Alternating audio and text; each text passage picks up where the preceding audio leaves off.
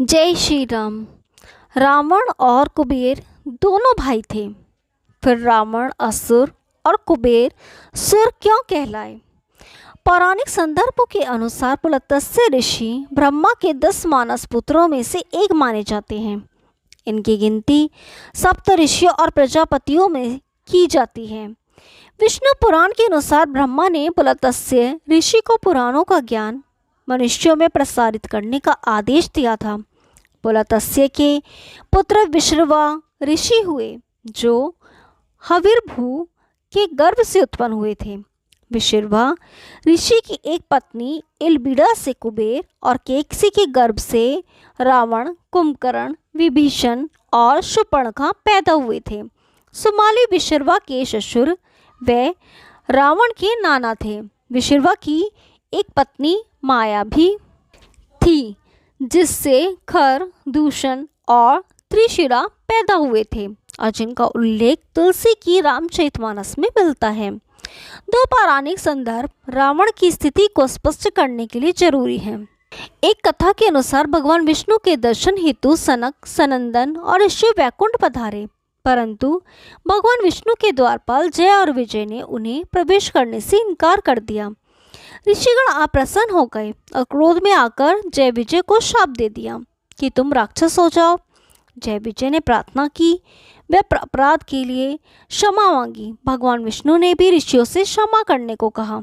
तब ऋषियों ने अपने श्राप की तीव्रता कम की और कहा कि 3 जन्मों तक तो तुम्हें राक्षस योनि में रहना पड़ेगा और उसके बाद तुम पुनः इस पद पर प्रतिष्ठित हो सकोगे। इसके साथ एक और शर्त थी कि भगवान विष्णु या उनके किसी अवतारी स्वरूप के हाथों तुम्हारा मरना अनिवार्य होगा।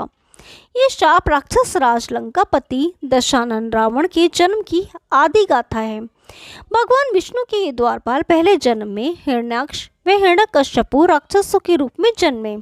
हिरण्याक्ष राक्षस बहुत शक्तिशाली था और उसने पृथ्वी को उठाकर पाताल लोक में पहुंचा दिया था। पृथ्वी की पवित्रता बहाल करने के लिए भगवान विष्णु को वरा अवतार धारण करना पड़ा था। फिर विष्णु ने हिरण्याक्ष का वध कर पृथ्वी को मुक्त कराया था। हिरण्यकश्यपु भी ताकतवर राक्षस था और उसने वरदान प्राप्त कर अत्याचार करना प्रारंभ कर दिया था। भगवान विष्णु द्वारा अपने भाई हिरण्याक्ष का वध करने की वजह से हिरण्यकश्यपु विष्णु विरोधी था और उसने विष्णु भक्त पुत्र प्रहलाद को मरवाने के लिए भी उसने कोई कसर नहीं छोड़ी थी। फिर भगवान विष्णु के नरसिंह अवतार धारण कर हिरण्यकश्यपु का वध किया था। खंबे से नरसिंह भगवान का प्रकट होना ईश्वर की शाश्वत सर्वव्यापी उपस्थिति का ही प्रमाण है। त्रेता युग में ये दोनों भाई रावण और कुंभकर्ण के रूप में पैदा हुए और तीसरे जन्म में द्वापर युग में जब भगवान विष्णु श्री कृष्ण के रूप में जन्म लिया, तब ये दोनों शिशुपाल व दंतवक्त नाम के अनाचारी के रूप में पैदा हुए थे। इन दोनों का ही वध भगवान श्री कृष्ण के हाथों हुआ। त्रेता युग में रावण के अत्याचारों से सर्वत्र त्राही त्राही मची हुई थी। रावण का अत्यंत विकराल स्वरूप था और वह स्वभाव से क्रूर था। उसने सिद्धियों की प्राप्ति हेतु अनेक वर्षों तक तप किया और यहाँ तक कि उसने अपने सिर अग्नि में भेंट कर दिए। ब्रह्मा ने प्रसन्न होकर रावण को वर दिया कि दैत्य, दानव, यक्ष कोई भी तुम्हें परास्त नहीं कर सकेगा, परंतु इसमें नर और वानर को शामिल नहीं किया गया था। इसलिए नर रूप में भगवान श्री राम ने जन्म लिया, जिन्होंने वानरों की सहायता से लंका पर आक्रमण किया और रावण तथा उसके कुल का विनाश हुआ। प्रकांड पंडित एवं ज्ञाता होने के नाते रावण संभवतः ये जानता था कि श्री राम के रूप में भगवान विष्णु का अवतार हुआ है। छल से वैदेही का हरण करने के बावजूद उसने सीता को महल की अपेक्षा अशोक वाटिका में रखा था, क्योंकि एक अप्सरा रंभा का शाप उसे हमेशा याद रहता था कि रावण, यदि कभी तुमने बलात्कार करने का प्रयास भी किया तो तुम्हारा सिर कट जाएगा। खर, दूषण और त्रिशिरा की मृत्यु के बाद रावण को पूर्ण रूप से अवगत हो गया था कि वे मेरे जैसे बलशाली पुरुष थे, जिन्हें भगवान के अतिरिक्त और कोई नहीं मार सकता था। रावण एवं विचारक व दार्शनिक पुरुष था।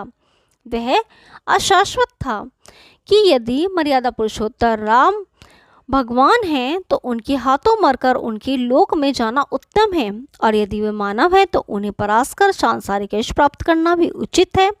अंततः रावण का परास्त होना इस बात का शाश्वत परिणाम है कि बुराइयों के कितने ही सिर हों, कितने ही रूप हों, सत्य की सदैव विजय होती है। विजयदशमी को सत्य की असत्य पर विजय के रूप में देखा जाता है।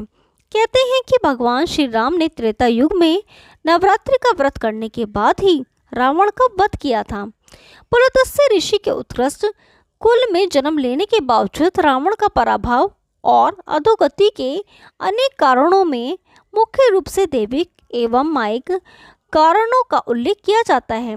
दैविक एवं प्रारब्ध से संबंधित कारणों में उन शापों की चर्चा की जाती है जिनकी वजह से उन्हें राक्षस योनि में पैदा होना पड़ा। मायिक स्तर पर शक्तियों के दुरुपयोग ने उनके तपस्या के अर्जित ज्ञान को नष्ट कर दिया था। ब्राह्मण कुल में जन्म लेने के बावजूद अशुद्ध राक्षसी आचरण ने उन्हें पूरी तरह सरोबार कर दिया था, और हनुमान जी को अपने समक्ष पाकर भी रावण उन्हें पहचान नहीं सका था कि ये उसके आराध्य देव शिव के अवतार हैं।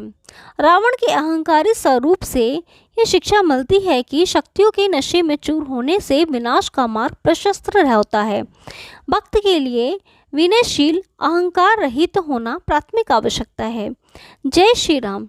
यदि आपको ये कहानी पसंद आई तो वीडियो को लाइक कीजिए, शेयर कीजिए और चैनल को सब्सक्राइब कीजिए। हम आपके लिए ऐसी रोचक पुरानी कथाएं लाते रहेंगे। तब तक के लिए नमस्कार।